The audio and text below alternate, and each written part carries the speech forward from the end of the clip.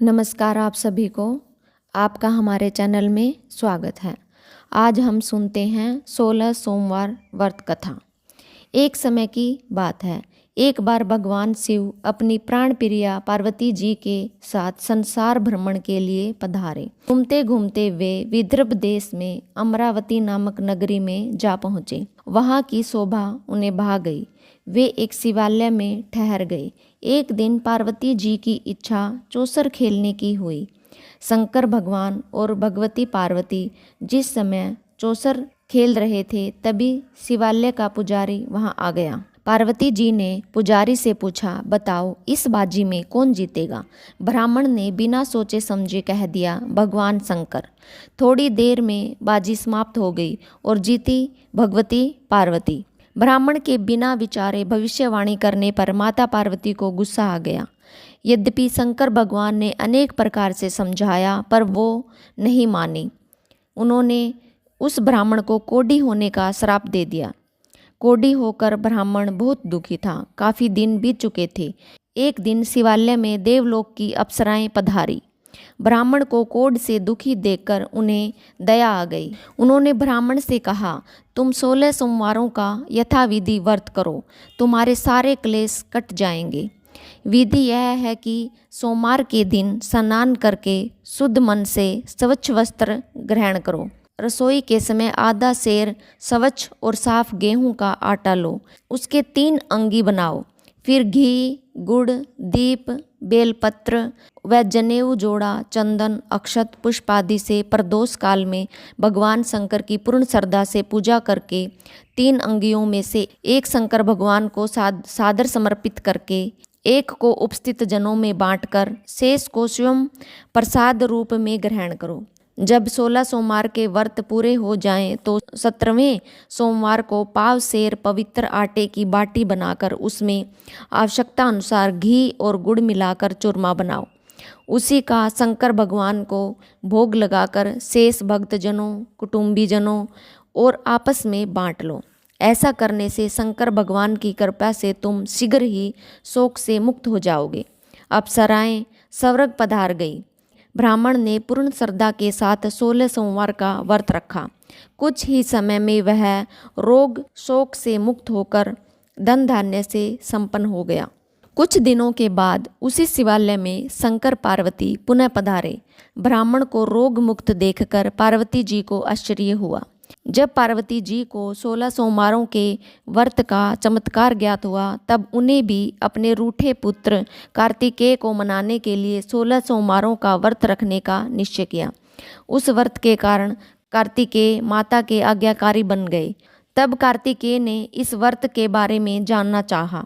जब उसे पता चला कि मुझे मनाने के लिए 16 सोमवार के व्रत रखे थे, उसने भी अपने रूठे मित्र को मनाने के लिए 16 सोमवारों का व्रत करने का प्रण लिया। व्रत पूरा करने के बाद वह एक कार्य से दूसरे राज्य में चला गया। उस राजा ने प्रतिज्ञा की थी कि मेरी सजी संवरी राजकुमारी जिस युवक के गले में पुष्पों की माला डाल देगी, उसी के साथ मैं अपनी इकलौती राजकुमारी का विवाह करूंगा। कार्तिकेय का मित्र ब्राह्मण भी स्वयंवर सभा में गया हुआ था। राजकुमारी ने उसी के गले में जयमाला डाल दी। राजा ने बड़ी धूमधाम से अपनी लड़की का विवाह ब्राह्मण कुमार से करा दिया। राजकुमारी को विवाह के काफी वर्ष बाद यह पता चला 16 सोमवार के व्रत के फलस्वरूप ब्राह्मण कुमार उसे पाने में सफल हुआ था, तो उसने सुपुत्र की लालसा से 16 सोमवारों का व्रत रखा। राजकुमारी ने सर्वगुण संपन्न सुपुत्र को जन्म दिया। युवा हो जाने पर जब पुत्र को पता लगा कि वह 16 सोमवारों के व्रत के प्रताप की वजह से हुआ है, तो उसे राज्याधिकार पाने के लिए 16 सोमवारों का व्रत रखा। व्रत पूरा होते ही उस युवक को राजा के दूतों ने अपने देश की राजकुमारी के लिए चुन लिया। उस देश का राजा वृद्ध हो चुका था। विवाह के बाद शीघ्र ही उसका स्वर्गवास हो गया और ब्राह्मण कुमार राज पाने में सफल हो गया। राज्य पाने के बाद ब्राह्मण कुमार ने शिव पूजन के लिए सामग्री तैयार करने के लिए राजकुमारी से कहा, मगर राजकुमारी ने अपने दासियों से वह तैयार करा दी। ब्राह्मण कुमार जब पूजा समाप्त कर चुका, तब भविष्यवाणी हुई कि वह अपनी पत्नी को त्याग दे, वरना तुम्हारा राजपाट समाप्त हो जाएगा। राजा को भविष्यवाणी पर दुखद आश्चर्य हुआ, मगर मंत्री परिषद के परामर्श पर उसने रानी को त्याग दिया। भटकती हुई रानी दूसरे नगर में पहुंची। उसके वस्त्र फट गए थे। उसकी नज़र एक बुढ़िया पर पड़ी। वह अपना कता सूत बेचने जा रही थी। रानी ने सूत की गठरी अपने सर पर रख ली। तभी बड़े जोर की आंधी आई, रानी के सिर की सूत की गठरी को उड़ा कर ले गई।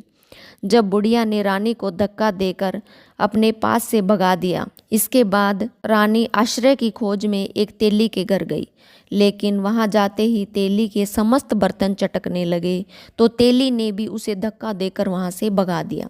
इस प्रकार रानी दर दर दुत्कारती जाती। अंत में वह एक शिवालय के गुसाई के पास गई। रानी ने गुसाई जी से अपनी आप बीती सुनाई। उन्होंने रानी पर दया आ गई। रानी को अपने आश्रम में आश्रय दिया। रानी जिस चीज़ को छूती वह बिगड़ जाती। पानी और भोजन में कीड़े पड़ जाते। इस पर गुसाई जी दुखी हुए। उन्होंने शंकर भगवान की अनेक प्रकार से विनती की और रानी को 16 सोमवारों का व्रत रखने का आदेश दिया। रानी ने श्रद्धा और भक्ति के साथ 16 सोमवारों का व्रत रखा। 17वें सोमवार के बाद ब्राह्मण कुमार को सौपन आया कि दूसरे ही दिन उसने अपने दूतों को रानी की खोज में दौड़ाया। दूत रानी को खोजते हुए गुसाई के आश्रम में पहुँचे, मगर गुसाई जी ने रानी को विदा करने से इनकार कर दिया। राजा को जब पूरा समाचार ज्ञात हुआ तो वह स्वयं गुसाई जी की सेवा में उपस्थित हुआ। रानी ने अपने पति को पहचान लिया। गुसाई जी ने सभी हाल सुनकर शंकर के कोप की बात जानकर रानी को राजा के साथ विदा कर दिया। राजा रानी जब राजधानी में पहुँचे तो प्रजा ने बड़े उत्साह के साथ उनका आदर सत्कार किया। राजा ने प्रजा हितकारी अनेक काम किए। शंकर की कृपा से राजा रानी ने अनेक वर्ष तक राजपाट का सुख भोगा और काफ़ी लंबी आयु तक सुखपूर्वक संसार भोग कर शिवलोक को प्रस्थान किया। शंकर भगवान, हे माता पार्वती, जैसे आपने सभी भक्तजनों पर अपनी कृपा की, ऐसे ही हम सब कहानी सुनने वालों, हुंकारा भरने वालों पर भी अपनी कृपा हमेशा बनाए रखना। अगर आपको कहानी अच्छी लगी हो तो प्लीज़ चैनल को सब्सक्राइब कर दीजिएगा। अगर आपने पहले से कर लिया है तो दिल से धन्यवाद। नमस्कार।